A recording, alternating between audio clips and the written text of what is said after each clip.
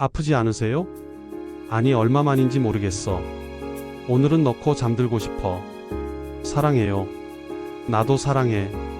사실대로 털어놓자면 그날 밤의 사건은 전적으로 제 잘못이었습니다.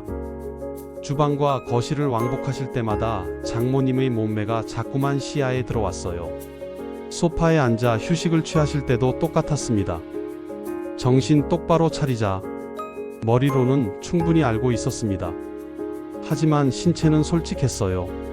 급히 개인 공간으로 피신했습니다. 손잡이를 확실히 돌려 잠근 뒤 책상 앞 의자에 몸을 던졌죠.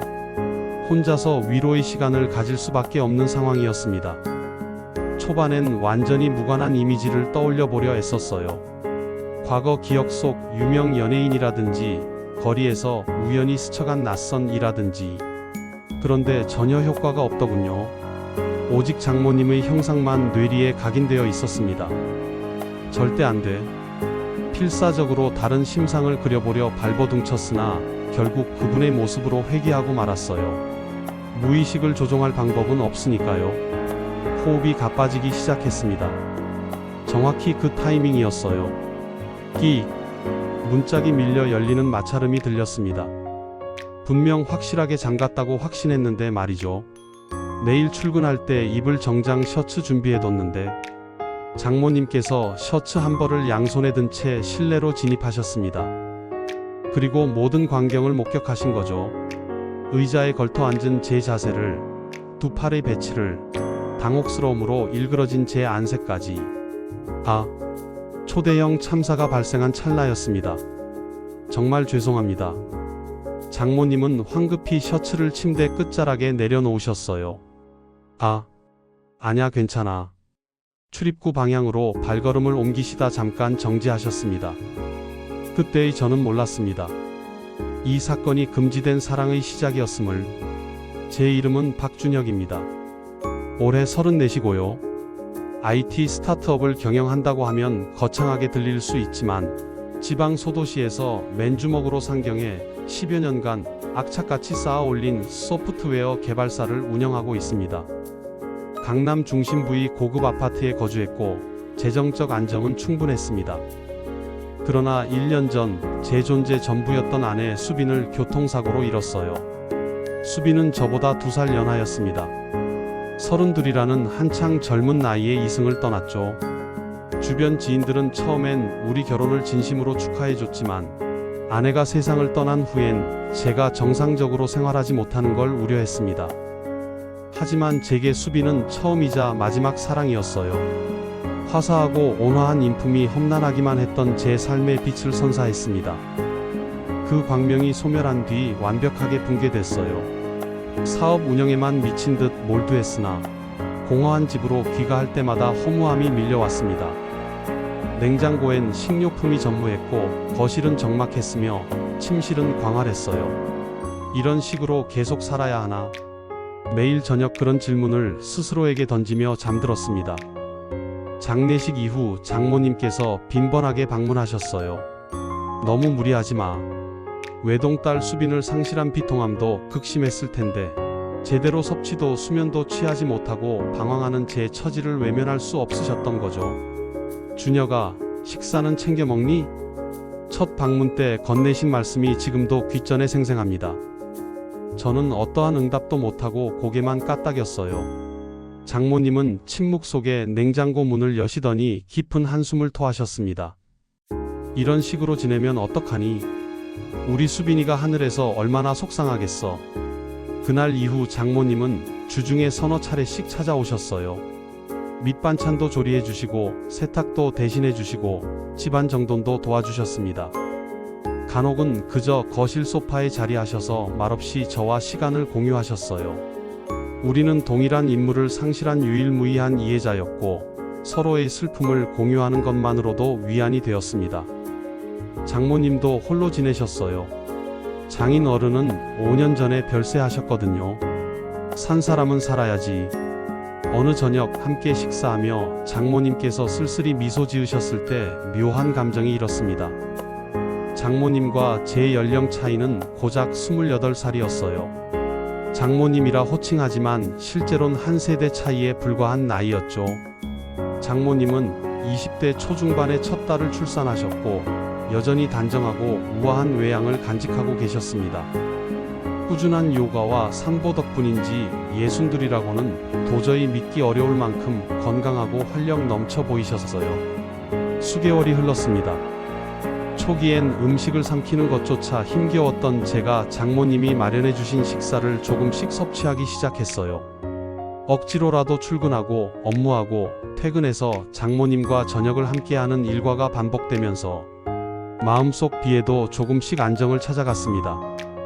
완벽히 사라진 건 아니었지만 초기처럼 질식할 듯한 고통은 아니었어요.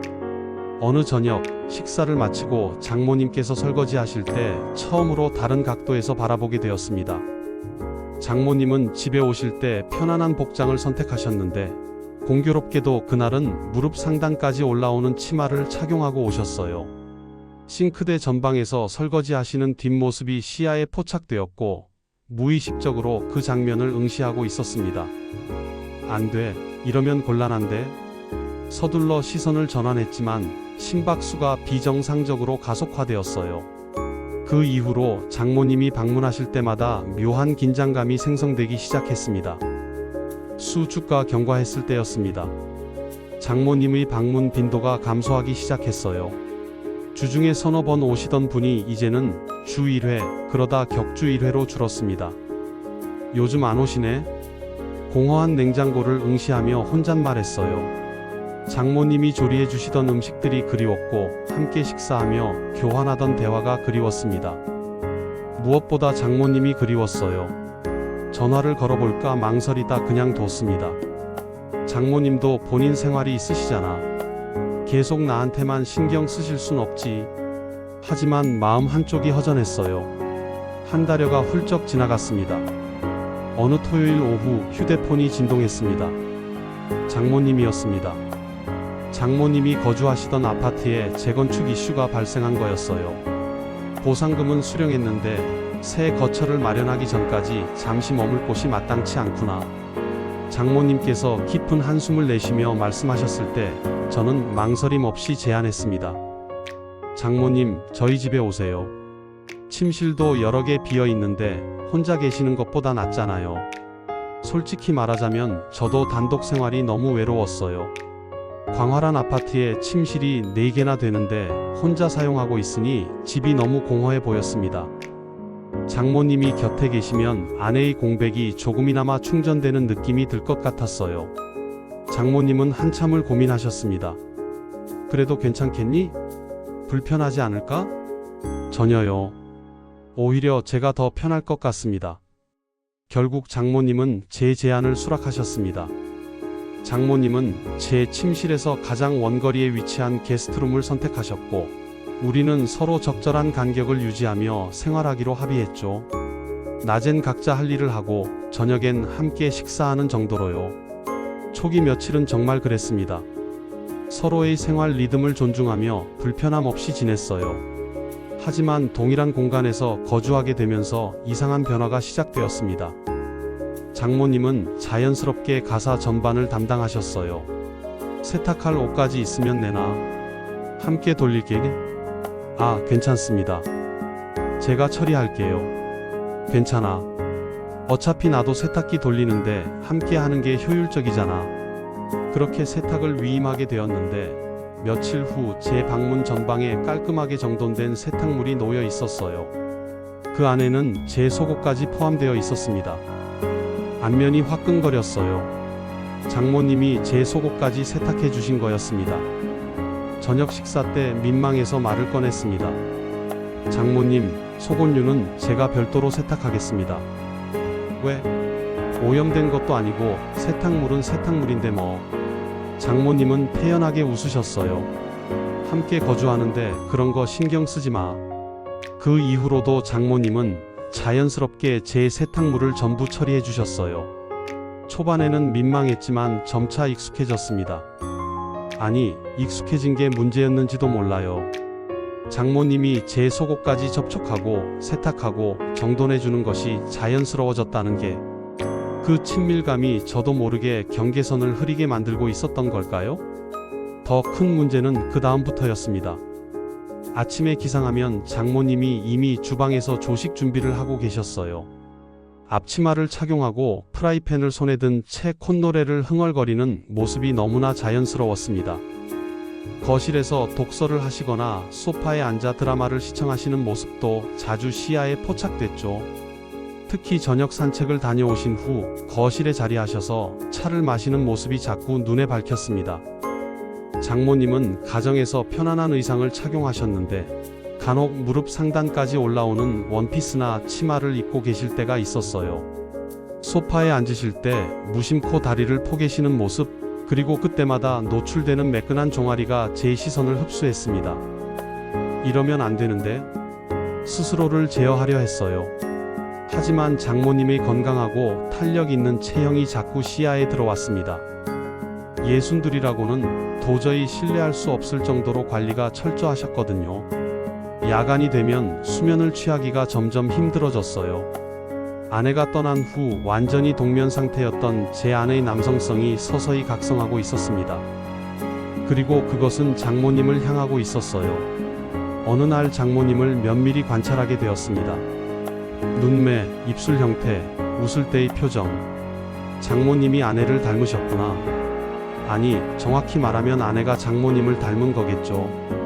아내는 젊은 버전의 장모님이었고 장모님은 성숙한 버전의 아내였습니다. 그 사실을 각성하는 순간 더욱 혼란스러워졌어요. 이건 아내에 대한 그리움 때문일까? 아니면 해답을 찾을 수 없었습니다. 함께 거주한 지 한 달 반쯤 경과했을 때였어요. 저는 더 이상 제 감정을 부정할 수 없었어요. 장모님이 가사 활동을 하실 때마다, 장모님이 웃으실 때마다, 장모님의 목소리를 청취할 때마다 제 마음은 요동쳤습니다. 특히 장모님이 무릎 상단까지 올라오는 치마를 착용하고 계실 때면 시선을 어디로 향해야 할지 몰라 당황스러웠어요. 직장에서도 집중력이 저하되기 시작했습니다. 서류를 검토하다가도 문득 장모님 생각이 나고 회의 중에도 다른 생각을 할 때가 많았어요. 이러다 큰일 나겠어. 스스로를 질책했지만 소용이 없었죠. 장모님도 뭔가 감지하신 것 같았습니다. 제가 장모님을 바라보는 시선이 과거와 달라진 걸 인지하신 것 같았어요. 가끔 시선이 마주칠 때면 장모님이 먼저 눈을 피하셨거든요. 그리고 저와의 간격을 조금 더 확보하려고 하시는 것 같았습니다. 식사 시간에도 과거만큼 편안하게 대화하지 못했어요. 어색한 침묵이 빈번하게 흘렀고 우리는 서로를 의식하며 조심스럽게 행동했습니다. 어느 금요일 야간이었습니다. 그날은 직장에서 스트레스를 과다하게 받은 날이었어요. 귀가해서도 마음이 편치 않았습니다. 저녁을 섭취한 후 제 침실로 진입했어요. 샤워를 마치고 침대에 누웠지만 수면이 오지 않았습니다. 장모님 생각이 자꾸 났어요. 오늘 저녁에 장모님이 착용하고 계셨던 의상이 떠올랐습니다. 무릎 상단까지 살짝 올라오는 원피스였는데 식사 준비를 하시느라 주방을 왕복하실 때마다 그 모습이 시야에 포착되었었거든요. 침대 옆 책상 의자에 앉았습니다. 이러면 안 되는데? 하지만 신체가 반응하고 있었어요. 아내가 떠난 후 처음으로 이런 감정을 경험하고 있었습니다. 기립해서 출입구로 향했습니다. 손잡이를 확실히 돌렸어요. 찰칵 소리가 났습니다. 잠갔어. 안도하고 다시 의자에 착석했습니다. 단독으로 해소하는 시간을 가질 수밖에 없었어요. 눈을 폐쇄하고 호흡을 조절하며 오랜만에 경험하는 감각에 집중했습니다. 초반에는 다른 것을 상상해 보려 했어요. 과거에 봤던 여배우의 얼굴, 지나가다 스쳤던 낯선 여성들. 하지만 무용지물이었습니다. 오직 장모님의 형상만 떠올랐어요. 오늘 저녁 원피스를 착용하고 주방을 왕복하시던 모습, 소파에 앉아 다리를 포개고 계시던 모습, 미소 지으실 때의 표정. 절대 안 돼. 머리로는 그렇게 판단했지만 신체는 정직했습니다. 장모님을 상상하면 할수록 더 강렬하게 반응했어요. 결국 장모님의 형상에 몰입하고 말았습니다. 호흡이 가속화되었어요. 정확히 그 타이밍이었습니다. 똑똑. 준혁아. 노크 소리와 함께 장모님의 음성이 청취되었습니다. 깜짝 놀라 동작을 정지했어요. 하지만 응답할 여유가 없었습니다. 끼. 문짝이 밀려 열리는 마찰음이 들렸어요. 확실히 잠갔는데? 제대로 잠기지 않은 거였습니다. 내일 출근할 때 입을 정장 셔츠 다림질해뒀는데 장모님이 셔츠를 양손에 든 채 실내로 진입하셨습니다. 그리고 정지하셨어요. 의자에 착석한 저를 목격하신 거예요. 제 자세, 제 안색, 그리고 제 두 팔의 배치까지 장모님의 눈동자가 확대되었습니다. 장모님께서 작게 놀라는 소리를 발성하셨습니다. 죄송합니다. 진심으로. 저는 황급히 무릎으로 가리며 몸을 선회했습니다. 안면이 화끈거렸어요. 장모님도 얼굴이 홍조를 띠셨습니다. 미안해. 노크했는데 응답이 없어서 그냥. 셔츠가 장모님의 손에서 낙하했어요. 바닥에 떨어진 셔츠를 보며 우리는 한동안 정지해 있었습니다. 정말 죄송합니다. 저는 도저히 장모님을 응시할 수가 없었어요. 장모님이 서둘러 셔츠를 주워 침대 상단에 배치하셨습니다. 장모님이 급히 밖으로 나가셨습니다. 하지만 출입구 앞에서 잠깐 정지하셨어요. 호흡을 조절하시는 것 같았습니다. 문이 조용히 닫혔습니다. 저는 그 자리에 주저앉았어요. 이런 망신이. 안면에서 열기가 소멸하지 않았습니다. 더 이상 아무것도 할 수 없었어요. 그저 두 손으로 얼굴을 감싸고 부끄러움에 몸부림칠 뿐이었습니다. 내일 아침에 어떻게 대면하지? 그런데 문득 이상한 생각이 들었습니다. 장모님이 퇴장하시기 직전 제 모습을 목격하셨을 때 그 눈빛, 놀람만 있었던 게 아니었어요.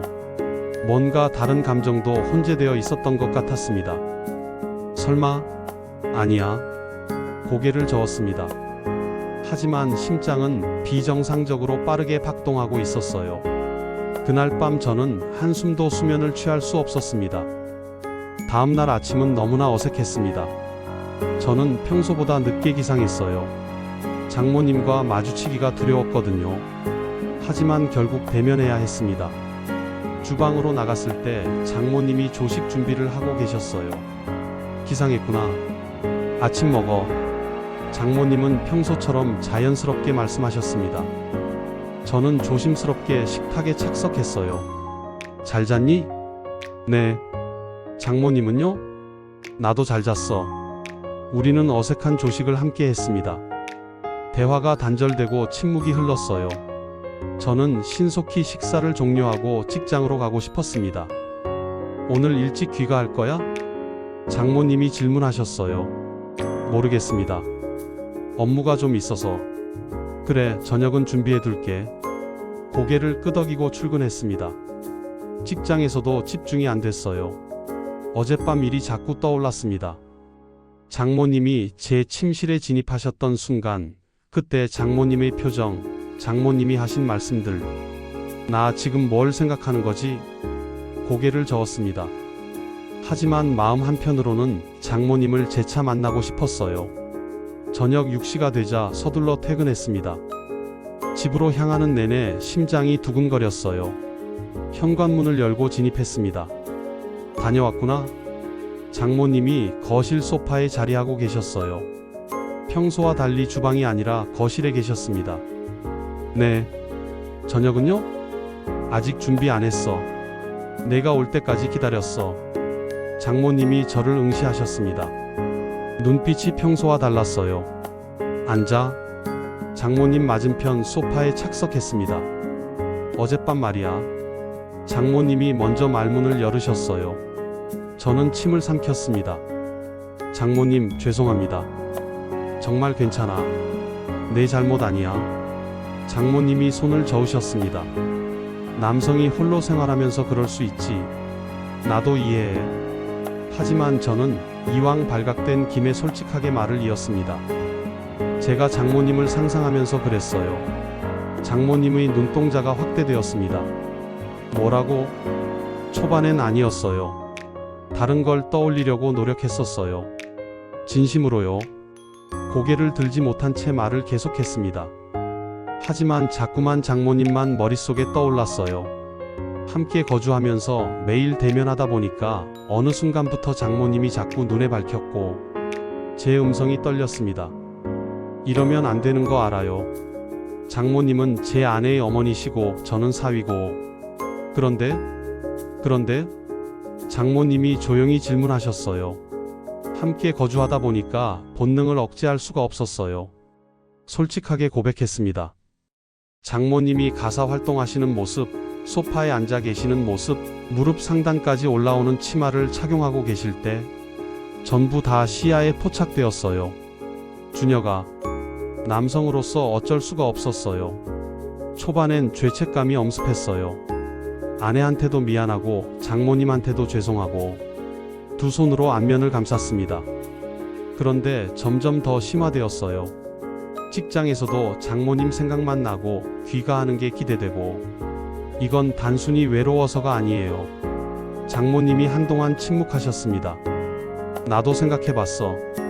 장모님이 조용히 말씀하셨어요. 우리 이렇게 함께 생활하면서 서로 의식하는 거 어쩔 수 없는 것 같아. 제 심장이 빠르게 박동했어요. 남성이 홀로 살면서 얼마나 힘든지 나도 알아. 매일 참아야 했을 거 아니야. 장모님이 제 눈을 응시하며 말씀하셨어요. 어제도 혼자 침실에서 그렇게 하는 걸 목격했잖아. 장모님의 안면이 홍조를 띄었습니다. 미안해. 내가 좀 더 조심했어야 했는데 집에서 너무 편안하게 착용하고 다녔나 봐. 장모님이 손으로 무릎을 만지작거리셨어요. 어젯밤에 목격한 건 솔직히 놀라웠어. 장모님의 음성이 떨렸습니다. 그런데 그 이후로 자꾸 생각이 났어. 나도 사람이야. 저는 더 이상 참을 수 없었어요. 장모님의 손을 잡았습니다. 장모님, 주녀가. 장모님이 천천히 고개를 끄덕이셨어요. 오늘은 참지 않아도 돼. 사실 기다려왔어. 제 심장이 정지하는 줄 알았습니다. 장모님, 진심이세요? 응. 장모님이 제 손을 꽉 쥐셨습니다. 우리 오늘은 아무것도 생각하지 말자. 조심스럽게 기립했습니다. 장모님도 천천히 일어나셨어요. 침실로 갈까요? 장모님이 작게 고개를 끄덕이셨습니다. 우리는 말없이 침실로 향했습니다. 심박 소리가 청취될 정도로 근접했어요. 장모님, 응. 장모님의 얼굴을 응시했습니다. 아내를 닮은 얼굴. 하지만 더 성숙하고 깊은 아름다움이 있었어요. 장모님도 저를 응시하셨습니다. 그리고 우리의 입술이 접촉했습니다. 나는 이불을 덮고 베개를 베는 자세가 되었고 장모님은 점점 내려가 이불 속으로 사라졌습니다. 나는 따뜻하고 부드러운 장모님의 혀놀림에 완전히 지배되었습니다. 장모님은 너무 큰지 힘들어하면서도 최선을 다하고 있었습니다. 저는 그대로 장모님의 입속에 한가득 배출하고 말았습니다. 하지만 실오라기 하나 걸치지 않은 채로 자연스럽게 뒤처리를 하고 오신 장모님을 보자 또 한 번 나는 꿈틀거렸습니다. 평소에 운동을 많이 하셔서 그런지 탄력 있는 몸을 유지하고 있었고 나는 천천히 하나가 되었습니다. 장모님은 너무 커서 놀라움을 감추지 못했지만 나의 부드러운 움직임에 반응하며 그 순간을 느끼고 있었습니다. 고독이, 그리움이, 모든 감정이 혼재되었습니다. 그날 밤 우리는 그렇게 경계선을 넘었습니다. 1년 넘게 동면 상태였던 제가 각성하는 느낌이었어요. 솔직히 말하면 장모님은 제가 상상했던 것 이상이었습니다. 62이라는 연령이 도저히 신뢰되지 않았어요. 그동안 홀로 침실에서 스스로를 달랬던 것과는 차원이 달랐습니다. 진짜 인간의 온기, 부드러운 손길, 그리고 함께 경험하는 감정. 제 신체가 기억하고 있었습니다. 이게 얼마나 그리웠던 건지. 장모님도 정말 오랜만이셨던 것 같았어요. 그래서 더 간절했던 걸까요? 새벽까지 우리는 서로를 해방하지 못했습니다. 다음 날 아침 저는 장모님 옆에서 눈을 떴습니다. 햇광이 커튼 사이로 투과되어 들어왔어요. 장모님은 아직 수면 중이셨습니다. 평온한 안색이었어요. 우리 큰일 했네 생각했습니다. 하지만 후회는 들지 않았어요. 오히려 마음이 온화했습니다. 장모님도 눈을 뜨며 말씀하셨습니다. 우리는 한동안 말없이 서로를 응시했어요. 후회돼? 장모님이 먼저 질문하셨습니다. 아니요. 장모님은요? 나도. 장모님이 제 가슴에 안면을 묻으셨어요. 근데 행복해. 저도 장모님을 꽉 안았습니다. 저도요. 우리는 더 이상 장모와 사위가 아니었습니다. 남성과 여성이 되어 있었어요. 그날 이후 우리의 관계는 완전히 전환되었습니다. 낮에는 여전히 적절한 간격을 유지했지만 야간이 되면 서로를 찾았어요. 직장에서 업무할 때도 달랐어요. 과거에는 귀가하기 싫었는데 이제는 신속히 퇴근하고 싶었습니다. 장모님이 대기하고 계시니까요. 저녁 6시만 되면 서둘러 집으로 향했어요. 엘리베이터를 탑승하고 상승하는 동안에도 심장이 두근거렸습니다. 현관문을 열면 장모님이 주방에서 저녁 준비를 하고 계셨어요. 왔구나? 오늘 일찍 왔네? 네. 신속히 오고 싶었어요. 장모님이 환하게 미소 지으셨습니다. 저녁 곧 차리게? 저녁 식사를 함께하는 시간도 전환되었어요. 과거처럼 서먹하지 않았습니다. 자연스럽게 손이 접촉하고 눈이 마주치고 미소가 나왔어요. 식사를 종료하고 우리는 거실 소파에 앉아 와인을 마셨어요. 드라마를 시청하다가 자연스럽게 스킨십이 개시되었습니다. 장모님의 손을 잡고 어깨에 기대고 머리를 쓰다듬고 모든 것이 자연스러웠어요. 장모님 행복해요. 나도. 우리는 서로를 응시하며 미소 지었습니다. 그리고 재차 입맞춤을 했어요. 그날 밤도 우리는 함께였습니다.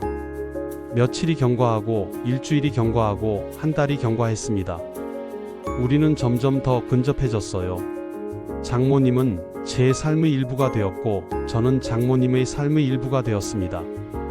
주말에는 함께 장을 보러 가고 공원을 산책하고 영화를 관람하러 갔어요. 외부에서는 여전히 장모와 사위였지만 집에서는 연인이었습니다. 너랑 이렇게 지내니까 정말 좋아. 어느 날 밤 장모님이 제 가슴에 안겨 말씀하셨어요. 오랜만에 살아있는 기분이야. 저도 그래요. 장모님의 머리를 쓰다듬었습니다. 장모님이 아니었으면 저 아직도 홀로 외롭게 생활하고 있었을 거예요. 나도 마찬가지야. 장모님이 제 가슴에 안면을 묻으셨어요. 너 때문에 다시 여성이 된 기분이야. 우리는 서로를 포옹하고 수면을 취했습니다. 2달이 경과했습니다. 우리의 관계는 더욱 심화되었어요. 단순한 육체적 관계를 초월해 감정적으로도 근접해졌습니다. 저는 장모님을 사랑하게 되었어요. 초반에는 고독을 달래는 것이었다면 이제는 진짜 사랑이었습니다. 장모님, 이번 주말에 여행 갈까요? 어느 날 저녁 제안했습니다. 여행? 네. 조용한 곳으로요. 둘이서. 장모님이 잠시 망설이셨어요. 괜찮을까? 괜찮아요. 아무도 우릴 인지하지 못할 거예요. 결국 장모님은 고개를 끄덕이셨습니다. 주말 우리는 제주도로 출발했어요. 조용한 펜션을 예약했습니다. 바다가 조망되는 곳이었어요. 와, 정말 아름답네. 장모님이 창밖을 응시하며 감탄하셨습니다. 좋아하시니 다행이에요. 장모님의 어깨를 감쌌어요. 우리는 해변을 보행하며 손을 잡았습니다. 아무도 우리를 인지하는 사람이 없었어요. 자유로웠습니다. 저녁에는 펜션으로 복귀해 함께 요리를 했어요. 장모님이 준비한 재료로 맛있는 저녁을 조리했습니다. 맛있어요. 그래, 다행이다. 장모님이 미소 지으셨어요. 야간이 되었습니다. 우리는 테라스에 앉아 바다를 조망했어요. 파도 소리가 청취되었습니다. 이렇게 행복해도 되는 걸까? 장모님이 중얼거리셨어요. 되죠. 우리 행복할 자격 있어요. 장모님의 손을 잡았습니다. 장모님이 저를 응시하셨어요. 고마워. 제가 더 고마워요. 우리는 입맞춤을 했습니다. 그리고 침실로 진입했어요. 다음날 아침 일찍 기상해 해돋이를 관람했습니다. 장모님과 함께 해변에 앉아 상승하는 태양을 조망했어요. 정말 아름답네. 네, 정말이요. 장모님을 응시했습니다. 일출보다 장모님이 더 아름다웠어요. 사랑해요. 최초로 사랑한다고 말했습니다. 장모님이 눈동자를 크게 확대하셨어요. 그리고 눈물을 흘리셨습니다. 나도. 우리는 해변에서 서로를 포옹했습니다. 가장 행복한 순간이었어요. 제주도에서 복귀한 후 한 달 정도가 경과했을 때였습니다. 어느 날 저녁 장모님의 휴대폰이 진동했어요. 전화를 수신하시더니 표정이 경직되었습니다. 응. 그래. 언제? 전화가 종료된 후 장모님이 저를 응시하셨어요. 지영이가 한국에 복귀한대. 처영이요? 깜짝 놀랐습니다. 박지영 씨. 그러니까 수빈의 언니자 장모님의 큰딸 말씀이셨어요. 처영은 20년 전에 미국으로 이민을 출발하셨고 그곳에서 사업가와 결혼해서 생활하고 계셨습니다. 수빈의 장례 때도 코로나 때문에 입국하지 못하셨어요. 갑자기요? 응. 미국 생활 정리하고 한국으로 완전히 복귀한대. 나이 먹어가는 나 걱정된다고. 장모님의 음성이 떨렸습니다. 저도 불안감을 경험했어요. 지영이 복귀하면 우리 관계가 발각될 수도 있었습니다. 언제 오시는데요? 다음 주. 그럼 당분간 나랑 함께 생활하겠다고 하네. 제 심장이 급강하했어요. 지영이 장모님과 함께 거주한다면 장모님은 이 집을 퇴거하셔야 할 것입니다. 어떡하지? 장모님이 제 손을 꽉 쥐셨어요. 일단 조심해야 할 것 같아. 네. 고개를 끄덕였지만 마음이 무거웠습니다. 지영의 남편은 업무 때문에 한 달 정도 지연되어 온다고 했습니다. 일주일 후 지영이 도착했습니다. 인천공항에서 지영을 만났어요. 장모님과 저 그리고 지영. 엄마. 지영아. 지영씨는 여전히 당당하고 세련된 모습이었습니다. 30대 후반이지만 연령보다 훨씬 젊어 보이셨어요. 미국에서 오래 생활해서 그런지 분위기도 화려했습니다. 제부, 오랜만이에요. 네, 그러게요. 어색하게 인사했습니다. 지영이 장모님을 면밀히 보셨어요. 어머니, 표정이 좋아 보여서 다행이네. 그래. 뭔가 달라 보여. 피부도 개선되시고 눈빛도 밝아지셨어요. 장모님은 애써 태연한 척 하셨지만 저는 긴장했어요. 지영의 시선이 날카로웠습니다. 공항에서 퇴장해 차량에 탑승했을 때 지영이 질문하셨어요. 어머니, 지금 어디 거주하세요? 아, 지금은 사위 집에 잠깐 신세지고 있어. 네? 왜요? 재건축 때문에 임시로. 지영의 눈빛이 날카로워졌습니다. 그럼 저도 거기서 지내도 될까요? 호텔 비용도 부담스럽고. 장모님과 저는 동시에 경직되었어요. 하지만 거절할 명분이 없었습니다. 그래, 괜찮아. 장모님이 마지못해 응답하셨습니다. 그날부터 모든 게 전환되었습니다. 지영이 함께 생활하게 되면서 우리는 더 이상 자유롭지 못했어요. 야간에 함께 할 수도 없었고 서로를 의식하는 눈빛조차 은폐해야 했습니다. 저는 직장을 핑계로 지연되어 귀가하려 했고 장모님은 지영과 함께 시간을 보내셨어요. 일주일이 훌쩍 경과했습니다. 저는 장모님과 단 한 번도 단독으로 있지 못했어요. 지영은 항상 집에 있었고 우리를 주시했습니다. 어느 날 밤 지영이 거실에서 드라마를 시청하고 계실 때 조심스럽게 장모님 침실 문을 노크했습니다. 장모님, 안 돼. 지영이가 각성할 수도 있어. 문 너머로 장모님의 떨리는 음성이 청취되었어요. 발걸음을 선회해 제 침실로 복귀했습니다. 가슴이 무너졌어요. 그렇게 일주일이 경과했습니다. 지영 씨와 함께 거주하는 동안 저와 장모님은 최대한 조심했어요.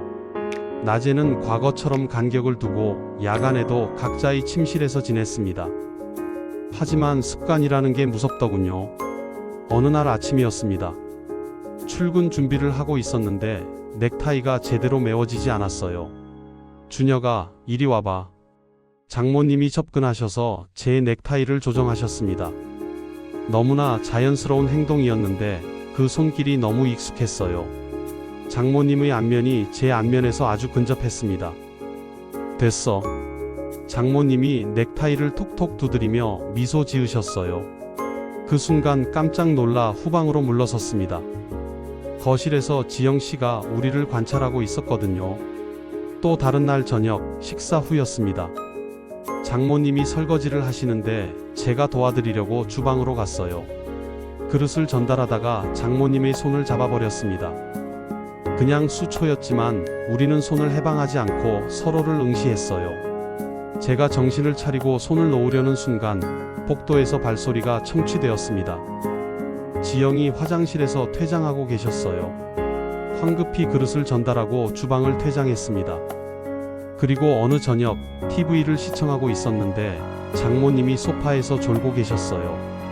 머리가 옆으로 떨어지려 하자 본능적으로 장모님의 어깨를 받쳐드렸습니다.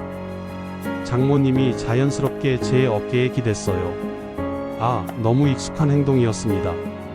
지영씨가 주방에서 물을 섭취하다가 우리를 관찰하고 있었어요. 조심스럽게 장모님을 각성시켰습니다. 장모님, 침실에 가서 수면 취하세요. 응. 미안. 장모님이 황급히 기립하셨습니다. 또 어느 날 제가 직장에서 힘든 일이 있어서 우울한 표정으로 귀가했어요. 저녁 식사 중에도 말이 없었습니다. 무슨 일 있어?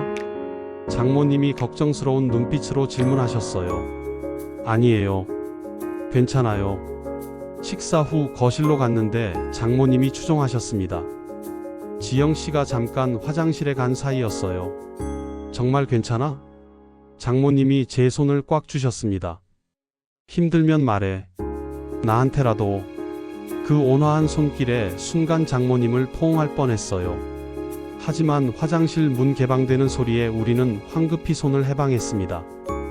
지영씨가 거실로 들어왔어요. 그 시선이 날카로웠습니다. 그렇게 위태로운 순간들이 계속되었어요. 한 달이 경과했을 때였습니다. 어느 날 저녁 지영이 저를 호출하셨어요. 제부, 잠깐 얘기 좀 할게요. 제 심장이 급강하했습니다. 발각된 건가? 하지만 지영씨는 다른 이야기를 꺼내셨어요. 제부, 저희 집 구했어요. 네? 어머니랑 함께 생활할 집이요. 다음 주에 이사할 거예요. 뜻밖의 말이었습니다. 갑자기요? 남편이 곧 입국하잖아요. 그 전에 집 정리해야죠. 지영씨가 담담하게 말씀하셨어요. 어머니도 이제 제대로 된 집에서 거주하셔야죠. 제부 집에 계속 신세 지실 수는 없잖아요. 네.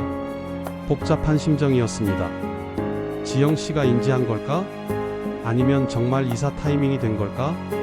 확신할 수 없었어요. 그날 밤 장모님이 조용히 저를 호출했습니다. 지영씨가 침실에 진입한 후였어요. 준혁아, 들었어? 네. 이사하신다고요? 장모님이 창밖을 조망하셨어요. 그래, 이제 때가 된 것 같아. 장모님의 음성이 떨렸습니다. 우리 이제 그만해야 할 것 같아. 예상했지만 가슴이 무너졌어요. 장모님, 지영이가 인지했는지는 모르겠어. 근데 상관없어. 장모님의 눈에 눈물이 고였습니다. 너 아직 젊잖아. 새로운 삶을 살아야 해. 나이는 상관없어요. 아니야. 상관 있어. 장모님이 저를 응시하셨어요. 너 때문에 나도 다시 살아있는 기분을 경험했어. 여성으로서 다시 탄생한 기분이었어. 정말 고마워. 저도요. 근데 이제 해방시켜줘야 해. 너를 위해서. 눈물을 참았습니다.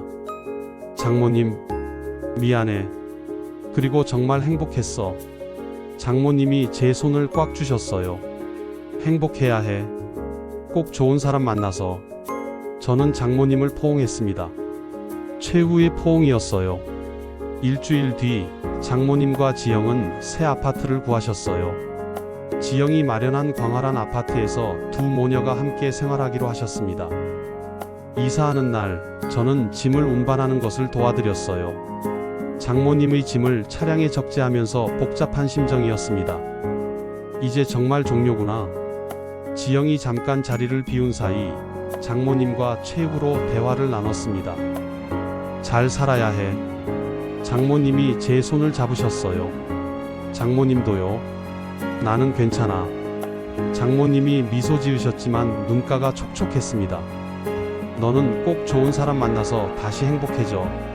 장모님, 약속해. 고개를 끄덕였습니다. 약속할게요. 최후로 시선이 마주쳤을 때 우리는 말없이 미소 지었어요. 고마웠어요. 나도. 말하지 않아도 서로의 마음을 인지했습니다. 트럭이 출발했어요. 저는 그 자리에 서서 트럭이 소멸할 때까지 조망했습니다. 지영이 제 옆에 접근했어요. 제부. 네. 이제 좋은 사람 만나서 행복하게 사세요. 고개를 숙였어요. 알겠습니다. 지영이 제 어깨를 두드리셨습니다. 그날 이후 저는 재차 단독이 되었어요. 하지만 이번에는 달랐습니다. 마음속에 온화한 기억이 잔존해 있었거든요. 장모님과 함께한 시간들, 서로를 위로하고 사랑했던 순간들. 그것은 죄책감이 아니라 아름다운 추억으로 잔존했습니다. 수개월 후 저는 기업 행사에서 한 여성을 만났어요. 비슷한 연령의 온화하고 밝은 성품을 가진 분이었습니다. 저는 조심스럽게 그녀에게 접근했어요. 새로운 시작이었습니다.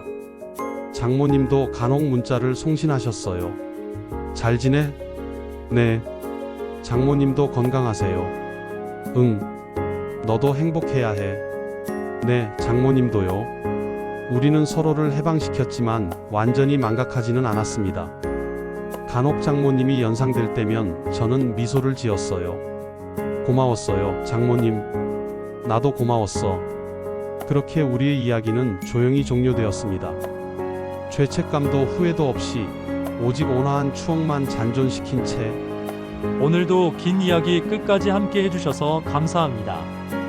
혹시 여기까지 청취해주신 분이 계시다면 구독과 좋아요, 알람 설정까지 부탁드리고 또 재밌는 사연 들고 찾아뵐게요.